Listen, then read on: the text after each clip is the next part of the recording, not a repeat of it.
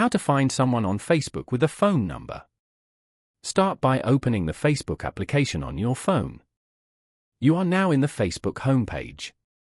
Here, you can explore and view Facebook posts and pages. Go to the bottom panel and tap on Menu.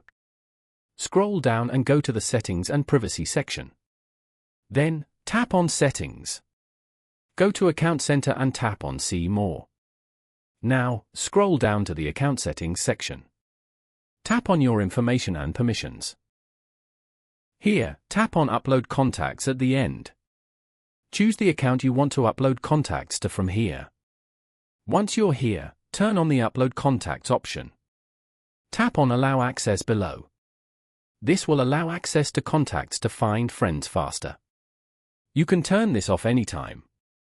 Following these steps, you can easily find someone on Facebook with a phone number. Thank you for watching. Please leave a like if this tutorial helped you, or leave a comment below if you have any questions related to the video.